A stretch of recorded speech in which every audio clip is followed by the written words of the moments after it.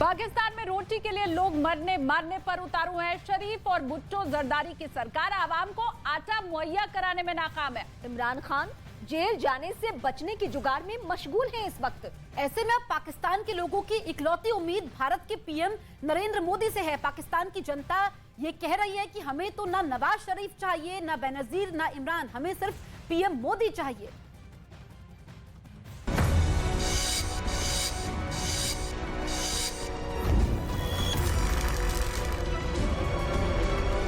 हमें सिर्फ prime minister Modi चाहिए। मोदी साहब ग्रेट मैन।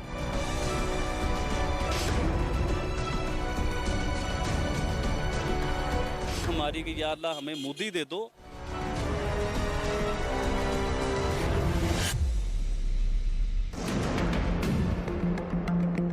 पाकिस्तान कंगाल हो चुका है, मुल्क दिवालिया हो चुका है।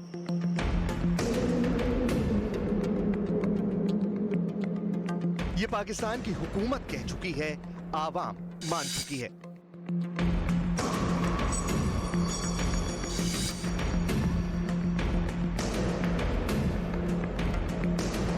ये देखे मौलवी साहब खाने रोटी के लिए लड़ाई हो रही है। ये देखे क्या आपका इंटरव्यू ले रहे हैं आप, ये बहुत घटिया कौम है हमारी। कैसे लड़ाई हो? देखो खाने के लिए रोटी के लिए जानी है भाई, ये जो हालत है ठीक है, रोटी के लिए लड़ रहे हैं यार, ये हालात है। लिए लड़ रहे हैं, इन्हें घर से भी कुछ नहीं मिलता। सही बात है।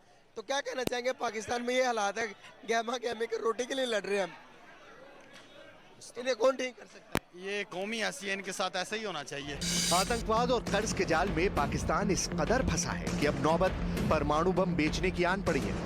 बड़े बड़े मिलिट्री एक्सपर्ट तक कह रहे हैं कि अब तो एटमी जखीरे से कुछ बम बेच दो ताकि मुल्क बच सके, लोगों का पेट भर सके। जिस एटम बम को बेचकर पाकिस्तान के लोगों का पेट पालने की डिमांड हो रही है, उसकी टेक्नोलॉजी पाकिस्तान को कहां से हासिल हुई, आज इसे लेकर भी बड़ा पर्दाफाश हुआ है। आपको वो सनसनीखेज सच दिखाएंगे, लेकिन पाकिस्तान के परमाणु बम से पहले बात भूखे पेट अवाम की। 2 वक्त की रोटी का संकट इतना बड़ा हो चुका है कि पाकिस्तान के लोग मरने मारने पर उतारू हैं। इस हालात के लिए कौन जिम्मेदार है? पाकिस्तान की जनता की जुबानी ही सुनिए। अगर हम अपनी जोग्राफिया सूरत हाल को देखें, अफगानिस्तान है, बंगाल है, इंडिया, सब हमसे बहुत आगे चले गए हैं मुआशी तौर पर। और उसमें जो सबसे बड़ा कसूर है ना, वो हमारे सियासतदानों का है और हमारे इदारे कमज़ोर हैं। जब इदारे कमज़ोर होंगे तो फिर जाहिर है इंसान जो है वो मामलात इस तरह ख़राब होते जाते हैं। सवाल यह है कि इस डूबते मुल्क को कौन बचाएगा? मुट्ठी भर आटा और चुटकी भर नमक के लिए तरसते पाकिस्तान के लोगों की डूबती नैया कौन पार लगाएगा? खुद पाकिस्तान की आवाम से ही सुनिए। हमें मोदी मिल जाए, हमें तो नहीं नवाज शरीफ चाहिए, ना बेनजीर चाहिए, ना हमें इमरान खान चाहिए, कोई भी नहीं, जनरल मुशर्रफ भी नहीं चाहिए। हमें सिर्फ प्राइम मिनिस्टर मोदी चाहिए। तो पाकिस्तान को न नवाज शरीफ चाहिए, न भुट्टो जरदारी खानदान चाहिए और ना ही इमरान खान चाहिए। यहाँ की आवाम को चाहिए तो सिर्फ 135 करोड़ भारतीयों के प्रधानमंत्री नरेंद्र मोदी की नजरे इनायत चाहिए।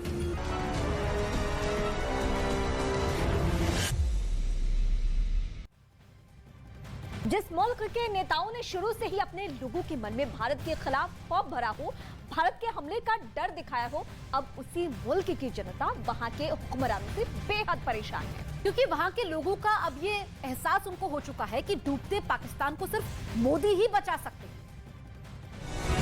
जिस पाकिस्तान में बच्चों को जन्म से ही भारत और भारत के लोगों के प्रति जहर की जुगाली कराई जाती है, वहां अब हर किसी की जुबान पर भारत और पीएम मोदी का नाम है। आप ग्रेट मैन क्या कर रही हैं? आप मोदी कोई बुरा इंसान थोड़ी है। इंडिया के जो मुसलमान हैं वो 150 रुपये लीटर पेट्रोल ले रहे हैं ना, 150 रुपये का चिकन इंडिया वाले ले रहे हैं ना, इंडिया के मुसलमान। तो हम भी इंडियन मुसलमान होते, हमें क्या फर्क पड़ता है? इस मुल्क में जहां हमारे बच्चों को रोटी नहीं मिल रही है, आप यकीन कीजिए, पानी नहीं मिलता, लाइट नहीं मिलती, सुई गैस नहीं है हमारे घर में। 1947 से अब तक पाकिस्तान के नेताओं ने अपने लोगों के मन में भारत का खौफ भरा, भारत के हमले का डर दिखाया। लेकिन अब जब हुक्मरानों की कर्जखोरी से मुल्क तबाह और बर्बाद हो चुका है, तो यहाँ के लोगों को हकीकत का एहसास हो चुका है। 700 बिलियन डॉलर्स की उनकी इकोनॉमी है, उनको क्या जरूरत है कि एक डिफॉल्ट मुल्क जो है ना वो उसके ऊपर वो अपना हमला करें। यहाँ पे हमला करने वाले जो हैं वो तो सारे अपनी सीटों पे बैठे हुए हैं। मतलब उन लोगों ने तो सारा इस मुल्क के सही जो है वो अपने दुश्मन जो है ये हुक्मरान है। पाकिस्तान के लोगों के लिए तो अब हर मर्ज की एक ही दवा, गरीबी और जहालत से उबारने वाला एक ही मसीहा नजर आ रहा है, जिसका नाम है नरेंद्र मोदी। दिल से दुआ है हमारी कि या अल्लाह हमें मोदी दे दो कि जो 8 साल हमारे मुल्क पे गवर्नमेंट करे और हमारे मुल्क को सीधा कर दे। हम तो इंडिया को पहले तो हम इंडिया के साथ कंपेयर करते थे, अब आप बिलीव कीजिए इंडिया के साथ हमारा कंपैरिजन है ही नहीं, किसी भी लिहाज से नहीं है। वो इधर हैं, हम लोग इधर हैं, इस चीज को मानना चाहिए।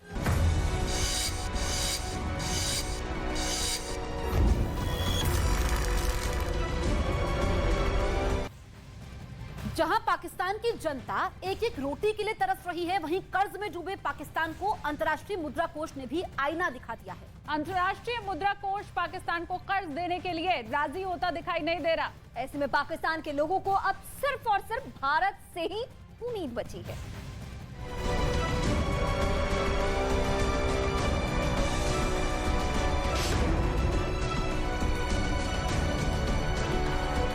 पाकिस्तान का शहर लाहौर हो या कराची, सूबा पंजाब हो या सिंध, हर जगह आवाम की एक ही मांग है। नरेंद्र मोदी का खाने पीने का, रिहाइश का कितना खर्चा, तो हिसाब लगाया जीरो। पता लगाया जीरो कैसे? वो खाने पीने का बहुत सादा से खाते हैं और अपने खर्चे से खाते हैं, और उनका घर सिर्फ एक घर है उनके पास, और उनके पीछे कोई नहीं है। देखे ना, मुल्क के साथ इतना लॉयल है वो अपनी जिंदगी हर चीज से आगे रखते हैं अपने मुल्क को। और हमारे पॉलिटिशियन क्या करते हैं? और यहाँ पे ये हाल है कि पर वज़ीर-ए-आज़म हाउस का जो है वो खर्चा 70 मिलियन उन्होंने और मांग लिया। पाकिस्तान कर्ज के पहाड़ तले ऐसा दबा है कि जिस चीन ने उसे कर्ज के जाल में फंसाया वो भी अब मुंह मोड़ चुका है। अंतर्राष्ट्रीय मुद्रा कोष की नजर में पाकिस्तान का क्रेडिट इतना खराब हो चुका है कि वो अब और कर्ज देने के लिए राजी नहीं हो रहा। ऐसे में पाकिस्तान के लोगों को सिर्फ एक ही उम्मीद है, जिसका नाम है भारत। इंडिया से दोस्ती कीजिए, आपका चिकन भी सस्ता हो जाएगा, आपके टमाटर, प्याज, आलू, ईच एंड एवरीथिंग, हर चीज़ सस्ती हो जाएगी। अगर अभी भी अना अपनी जो झूठी अना है, इसे झूठी अना कहते हैं, ये झूठी अना को अभी भी ख़त्म करें, इंडिया के साथ दोस्ती कर लें। वो बड़ा भाई है, मान लो बहुत बड़ा है आपसे, आप छोटे बन जाओ, कोई फर्क नहीं पड़ता। पाकिस्तान पर कुल 400 लाख करोड़ रुपए का कर्ज है। इसमें विदेश का कर्ज करीब 32 लाख करोड़ रुपए है, जबकि सबसे ज्यादा करीब 8 लाख करोड़ रुपए कर्ज चीन का है। चीन ने कर्ज देकर पाकिस्तान का जमकर इस्तेमाल किया, यहाँ तक कि उसे परमाणु बम का डिजाइन भी चीन से ही हासिल हुआ। ये दावा पाकिस्तान के बड़े परमाणु वैज्ञानिक परवेज हुदाबॉय ने किया है। आपको अमेरिका से भी पता चल जाएगी, क्योंकि जब वो डिजाइन बरामद हुआ तो वो चाइनीज में उसके अंदर लिखा हुआ था। अच्छा। और उसका पुर्जा उसमें उस ब्लूप्रिंट में दिखाया गया था। लेकिन मुझे उससे पहले करीबन 95 या 96 में ये पता चल गया था। चोरी और तस्करी से परमाणु तकनीक हासिल करने की बात पाकिस्तान के मशहूर मिलिट्री एक्सपर्ट जैद हामिद भी कर चुके हैं। जैद हामिद तो कर्ज से कंगाल पाकिस्तान की हुकूमत को सऊदी अरब, तुर्की और ईरान से 15 एटम बम बेचने की सलाह तक दे चुके हैं। हमने पूरी दुनिया से स्मगल करके, चोरी करके, दुनिया के कवानीन को बाईपास करके, स्मगल करके हमने अपना न्यूक्लियर प्रोग्राम बनाया और अल्लाह के फजल से अपने जोर बाजू पे बनाया। किसी के बाप की मजाल नहीं है कि हमें रोके कि हम इस टेक्नोलॉजी को एक्सपोर्ट नहीं कर सकते। हमने हाफ हार्टेड छुप के एफर्ट्स की थी शुरू में। कजाफी हमसे लेना चाहता था, ईरान हमसे लेना चाहता था, डर के मारे हमने छोटे मोटे डिजाइन, वो जो डॉक्टर कदीर केस हुआ था इतना मशहूर मुशर्रफ के दौर में, ले इसको खुल के करें। अब दुनिया भर में एक तरफ पाकिस्तान के एटम बम बिकने की चर्चा पर हंगामा बरपा है, तो दूसरी तरफ पाकिस्तान पर तहरीके तालिबान के हमले का खतरा भी मंडरा रहा है। अब जरा सोचिए, पाकिस्तान के परमाणु बम अगर तालिबान के हाथ लग गए तो अंजाम कितना खतरनाक हो सकता है। लेकिन इसकी परवाह किसे है? पाकिस्तान की सियासी पार्टियां तो एक दूसरे को निपटाने में जुटी हैं।